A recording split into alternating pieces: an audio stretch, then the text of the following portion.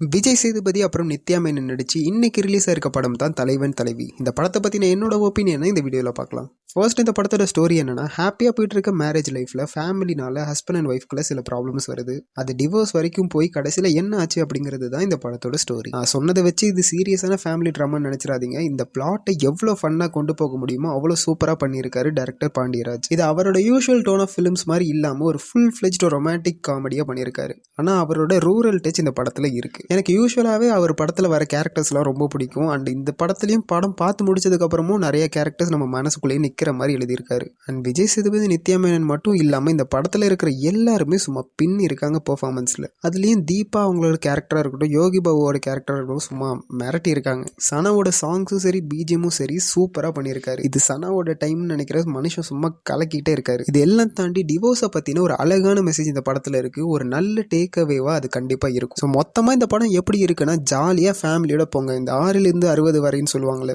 அது மாதிரி எல்லாரோட போங்க, ஹாப்பியாக வெளியே வருவீங்க. நல்ல காமெடி சாங்ஸ்னு ஒரு கம்ப்ளீட் பேக்கேஜாக இருக்கும். அண்ட் இன்னொன்று, மக்கள் செல்வனோட ரியல் கம்பேக் இதுதான். அந்த ஒரு பிரைம் டைமில் இருந்த விஜய் சேதுபதியை பார்த்த ஃபீல் இருந்துச்சு. ஸோ நீங்கள் ஆல்ரெடி பார்த்துருந்தீங்கன்னா உங்களுக்கு இந்த படம் எவ்வளோ பிடிச்சிருந்துச்சுன்னு சொல்லிட்டு மறக்காமல் கமெண்ட்டில் சொல்லுங்கள்.